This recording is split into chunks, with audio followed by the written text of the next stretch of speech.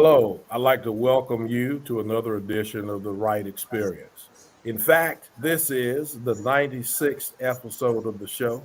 I'm Dr. William Wright Jr., the founder and host of this show. This guest I have this evening, I met over or right about 10 years ago during my first superintendency in McCormick, South Carolina. He was one of my colleagues at that time serving in one of the Anderson school districts in South Carolina as superintendent. We hit it off immediately, found that we had a lot of similarities. The only thing I hold him hostage for is he's a graduate of Clemson University.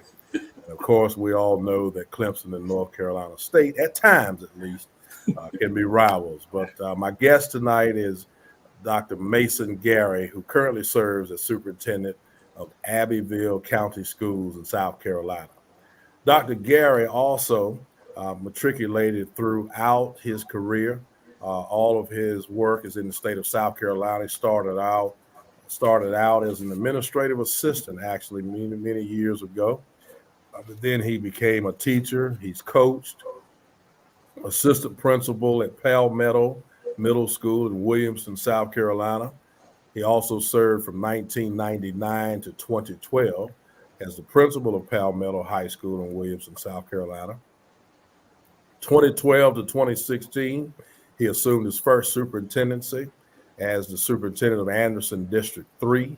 And at that time, that school district had 3 elementary schools, 1 middle and 1 high school, served about 2,800 students and 200 professional employees at that time. 2016 to 2019, he assumed the position of deputy superintendent at the largest school district in the state of South Carolina, Greenville County Schools. And in that role, he did the academic and operational functions, primarily for 101 schools that are served in that district.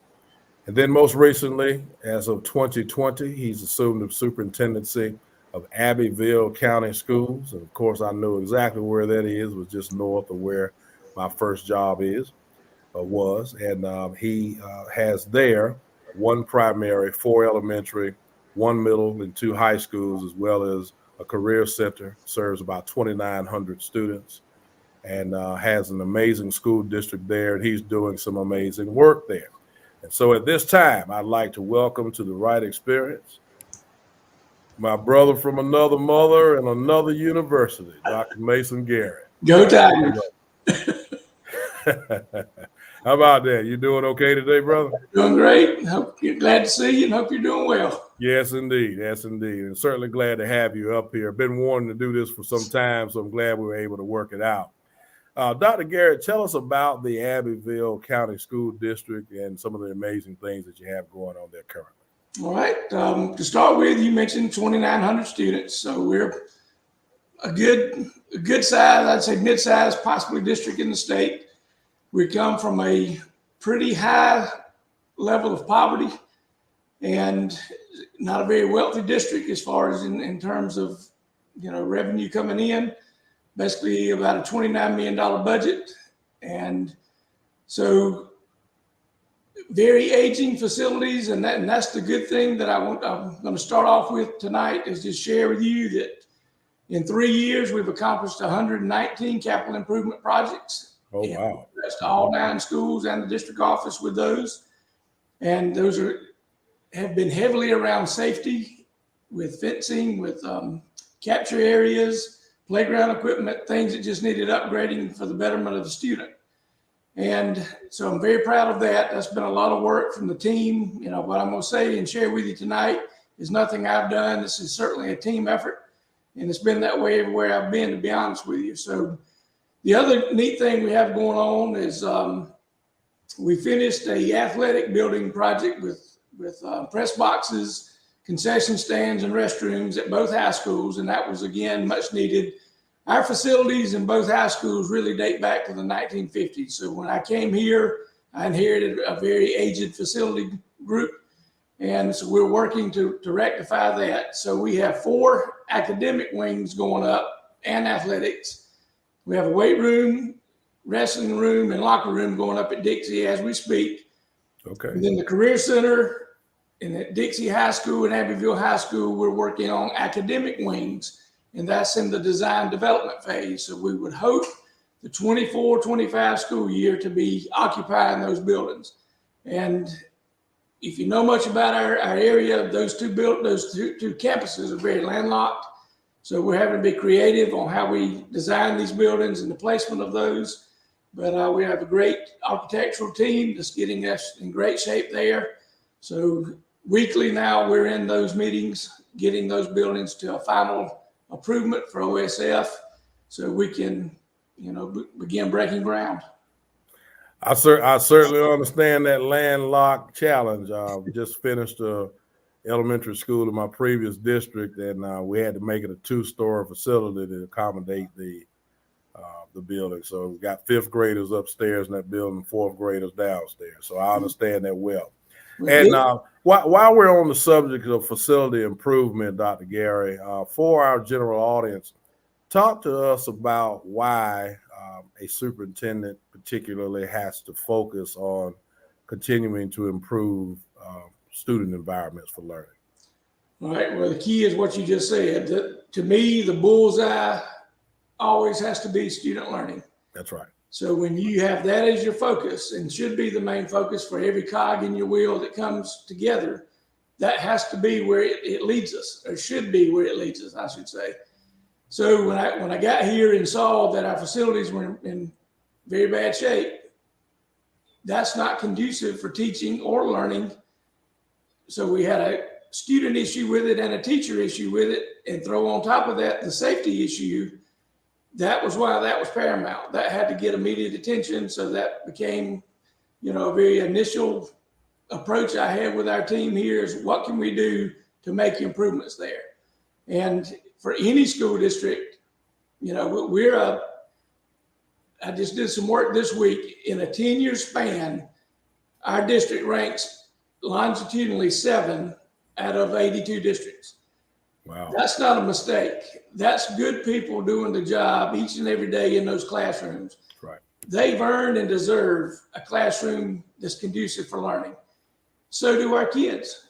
So it's my job as superintendent to make that, a primary objective of what we're about.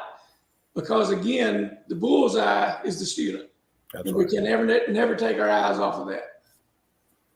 That's right. And you're to be commended for coming in and identifying that and working tirelessly to get that done. And those things are not about, as you kind of alluded to earlier, they're not about building legacies for us as leaders. It's about doing what's right for kids. Now, if you go drive to northeast of North Carolina, there is a building with my name on the cornerstone, and I'm proud of that. But that wasn't what that work was about. And I'm sure in your case, it's simply about trying to make environments better for students and those that serve them. So Yes, thank sir. you for that. Thank you for that insight. Yes, sir.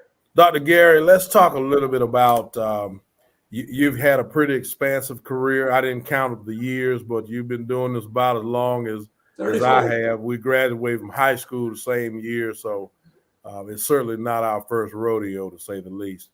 But tell me about some of your proudest moments over your career, other than the ones you've just mentioned. I know you're very proud of that. All right. I'm going to go back to my years as a high school principal.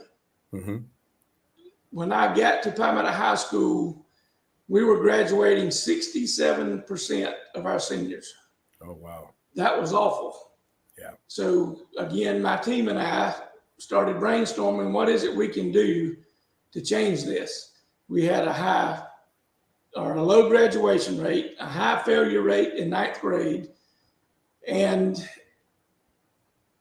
discipline trouble as well, especially in 9th grade, but it kind of continued through the grades there. So we came up with a freshman academy model that we have presented. When I was there, we had over 100 schools and/or districts visit. We came up with this model visiting a NASSP conference.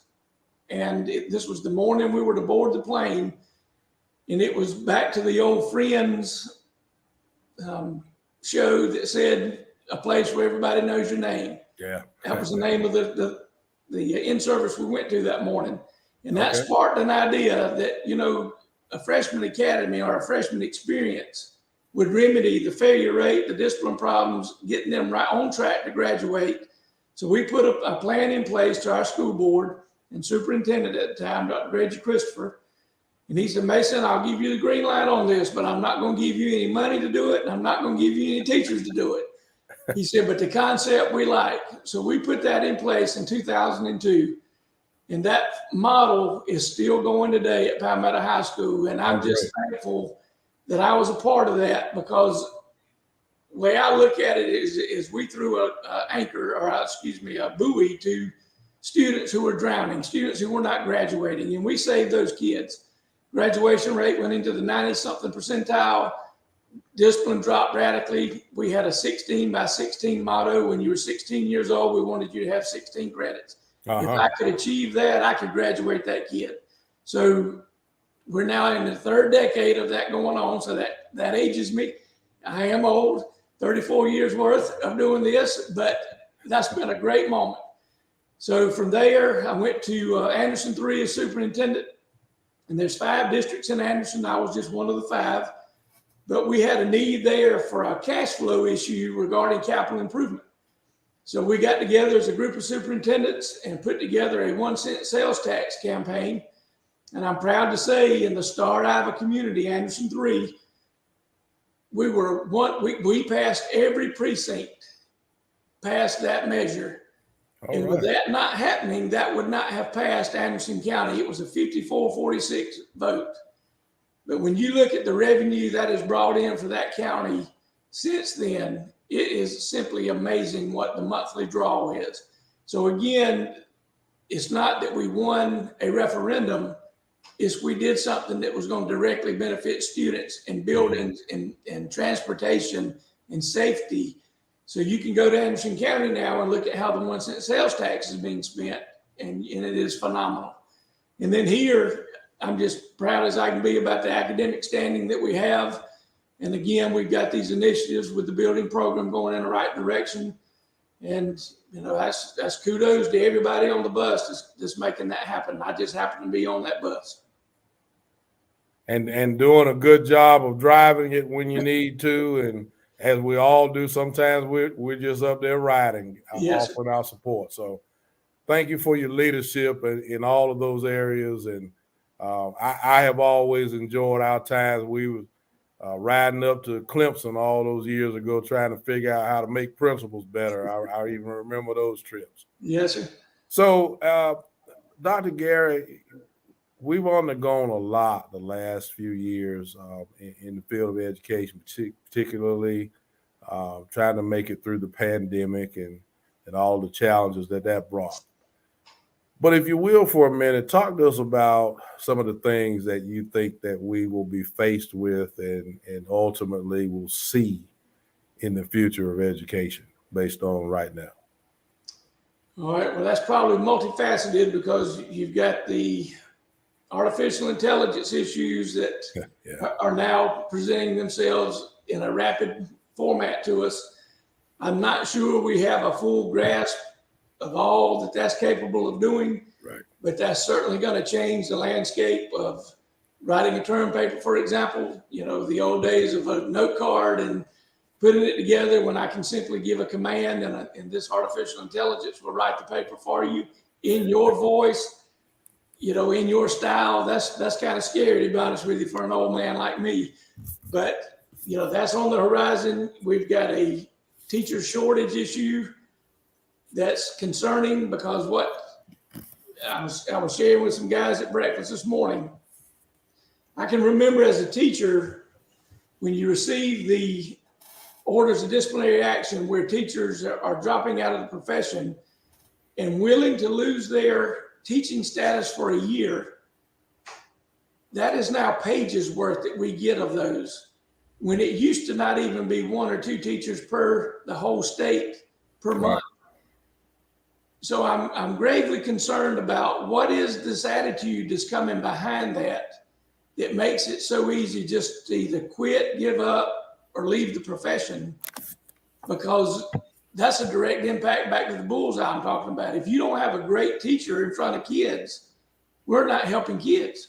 That's right. So that's got to be, I know there's a task force bringing forth some recommendations. I heard a few of those this week, and actually a lot of those this week. So it'll be interesting to see what we adopt to make teaching more attractive. But, being from the era I am, work ethic matters to me, and coming to work matters to me. That's right.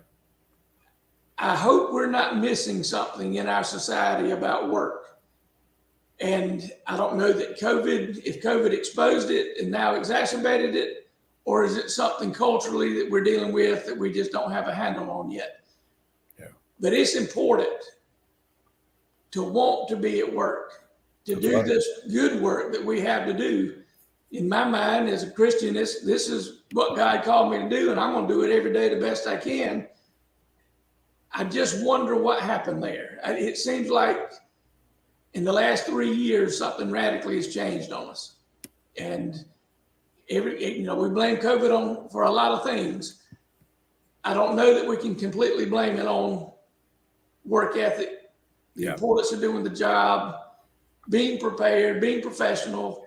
I mean, I'm just seeing more things. Maybe it's tied to social emotional learning. You and I hear that quite often as a superintendent. Right. There just seems to be a lot more upheaval, I guess is the best way to say it. That I'm really shocked that it's that prevalent today. I heard someone say just the other day, right along those same lines that you're talking about now. They were talking about, there's a term, the Great Resignation. And then they talked about, the fact that we lost 1 million people during COVID, and most of them were general laborers. But then the person said something really interesting, and I responded with this. Maybe we need to add to this, there seems to be a great laziness too. I don't know. Maybe that's not what we ought to call it, but that's kind of, even some of the people that are working just don't have the dedication to the work that they seem to used to have. And here's the thing. In education, you can't just come to work. These are not the kind of jobs where you just come to work, but there's got to be that dedicated effort to want to make children better. Because at the end of the day, our country depends on that.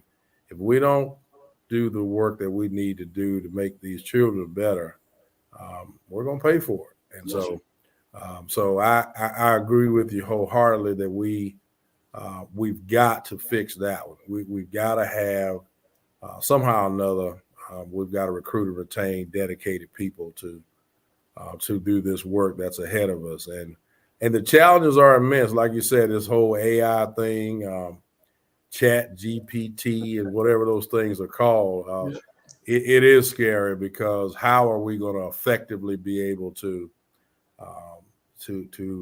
address learning and assess learning and make sure that it is. If I can click a button and say, write this paper for me, yes, that's something. What about recruitment and retention? We talked about that. What are some of the things that you think are essential to recruiting and retaining quality people in today's environment? For us, I would say, Abbeville doesn't have a main corridor through it. We don't have an interstate, for example. So infrastructure is we're not a destination location. Sure. So what we've got to do, I think, in concert with each other, like, for example, number one, grow your own. Yep. I want kids from Abbeville and Dixie to come back to Abbeville and Dixie and teach there. But we've got to make that attractive. And now I think academically we have made it attractive. Yes, to remain a top 10 district over a decade, that's a great environment that you should want to join as a teacher. Now, pay needs to be addressed. I'll say that for the entire group that I work with. Everybody I work with needs a pay raise. They're that good, they deserve it. So we know money makes the world go round, right or wrong. That's absolutely feels. So pay's got to be addressed. I think we're putting different calendars out there now that make it attractive. Like, for example, we changed hours last year. We have 2 intersessions built in. Yeah. So we keep a spring break, a Christmas break, and we have 2 breaks, and one in the fall, one in the spring. to make that more conducive to a family situation, taking trips together. I think that's a draw. Again, back to why is it that I became an educator? I think we got to do some more investigating there. I just about every job we have is at critical needs now. Yeah. That's disturbing. When I became a high school social studies teacher, we were like a CVS. They were on every corner. You could pick one from anywhere. And today, to know a social studies teacher is a critical needs, what happened? So again, environmentally and culturally, we got to take a look at what caused our profession to change so radically in 30 years. Yeah. Excuse me. So environment's got to be right. Culture's got to be right. Pay's got to be right. Training and support has got to be there. I hope when I go back to my Palmetto High days, I hope my teachers felt very supported by me and my administration. I hear that sometimes that in other places, that's not the case. Yep. They've got to feel supported. But, keep drilling that down. So does a student. I'm worried about discipline today. When you turn the news on and see teens taking over cities and tearing down businesses and rioting and such, there's a root issue to that. So what are we missing regarding that root issue? Now, again, you and I probably raised a whole very similar. Oh, yeah. I knew what my root issue was. It was called my daddy, and I didn't cross that line, so there was no issue with that part of it. But culturally, we've changed. That culture spills into the school. We're just a microcosm of what goes on in the world. If it happens in the world, it's going to happen in schools, and we shouldn't be shocked when it does. So how do we best address that is our big challenge right now, I think, because that culture is changing on us faster than we're adapting to it. That's right. What an amazing insight. You're on it, brother. And my two biggest motivating factors to do the right thing were William Sr. and Maxine. And aren't you thankful? That's mom and daddy. Yeah, yes. Absolutely. So, Dr. Gary, let's pretend for a minute, and I know you do this all the time, but let's pretend that you have the opportunity to talk to a brand new leader, be it a principal maybe, and then a superintendent. What are some things that you've learned over your career that you would offer as here's what you need to do to be successful? Well, number one, go into the job humble. Mm-hmm. You're going to make mistakes and you're not going to know everything, and that's okay. But you need to surround yourself with a team that can help address your weaknesses. I used to do a study when I hired assistant principals. I was looking for people that weren't like me. Right. I didn't need another me. I needed somebody who could help me with things that I was not good at. So as a principal, you got to look at that for your teaching staff, because you need diversity with your teachers. You need skill sets that are different with your teachers and administration as far as that goes. But at least come in with a plan. I was talking to a young lady yesterday via email who was a teacher for me, and she's applying for a principalship.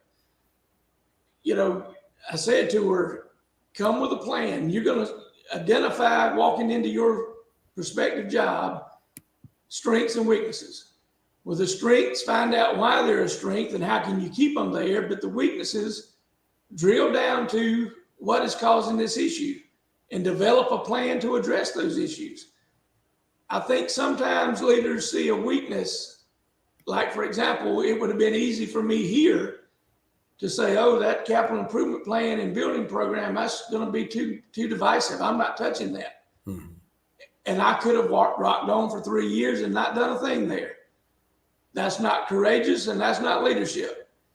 So you've got to identify that weakness and then go address it and have a solid plan to get that job done. And so that's the advice I would say to them. Superintendency, you got to realize you work for the board, And that can be easy and that can be hard. It can be your best day of the month and your worst day of the month. You know how that goes. Absolutely. But you've got to understand, as an aspiring superintendent, that's the dynamic you now have. You are in charge of everything that falls below you to that board, because the board reports to the community. So you got to understand how that relationship works up and down the chain and embrace it. There's parts of it we like as superintendents, there's parts we don't like as superintendents, but it is what it is. So get you a great team, have a well laid out plan with a way to execute that plan, be positive. I preach all the time. I can remember way back, even as a high school principal, hearing people say, well, morale is low. And I said, who's in charge of morale? Well, I am. I said, that's exactly right. You wake up every morning and you can be Tigger or you can be Eeyore. I want Tiggers around me. I don't want Eeyores nowhere around me. And it's the same thing in leadership. You can be a positive leader or a negative leader. Stay to the positive. Why? Because it's back to what's best for the kids. Yeah. And that's what I've tried to model in 34 years. I have not been always successful at it, but that is my heart.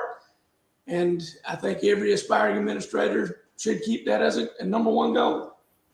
Yeah. And you don't have to be successful at it every day, but that should be, as you said, a goal to make sure that we are understanding the whole totality of it. What amazing insight! I appreciate that, and I'm certain that our listeners have gained a lot of insight from that. And you touched on one thing, the superintendent board relations, and we have not talked a lot about that on our show, but it is important. Those of us who survive, if you will, or who have longevity in the superintendency, certainly have to be able to effectively navigate those relationships between superintendents and school board members. So I appreciate that insight, Dr. Gary, and you've been doing it for a while, and this is year 10 for me, believe it or not, as a superintendent. Isn't that something? 10 years ago, July 1st, I think it was, I started in McCormick County, and here I am back in the state of South Carolina again. So same year and same date I have. There you go. That's right. I think we talked about that. Exactly. So Dr. Garrett, just want to thank you so much for being here and being a part of this. Is there anything else that I left off that you would want to share with the audience at this time? Nothing, I guess, other than embrace the work, enjoy it. If you're an educator listening in, realize the eternal impact that you have the ability to make if you choose to do so, and keep working. I mean, this is hard work. From kindergarten aide to superintendent. This is hard work, but it's worthwhile work because it impacts the lives of students. And just keep that as your focus. If you fail toward the student is what I teach and preach to my administrators. I love it. I'm gonna borrow that one, bro. I like that. Well, that's what it ought to be about, because we can fix some other stuff, but if you lose a child, that's right. We've made a grave mistake. That's exactly right. Yes, sir. Well, Dr. Gary, if you'll hold on for a minute, we'll come back and close out the show. Okay. My guest next week on the Wright Experience will be Mrs. Natasha Holly. Mrs. Holly is a CEO of Integrated Family Services Incorporated in North Carolina. She does some pretty extensive work with home health. We are looking forward to delving into learning more about that profession. That'll be next week on the Wright Experience. That date is April 27th, 2023. We're looking forward to have you be a part of that show and that episode, 97th episode of the Wright Experience. We're moving towards our 100th episode, which will be coming up in a few weeks. And we're in the process of planning some more amazing insight for you. Hope you're enjoying this podcast as well as all of the podcasts that we do. I was pleased when I learned my friend was going to come be a part of this podcast with me.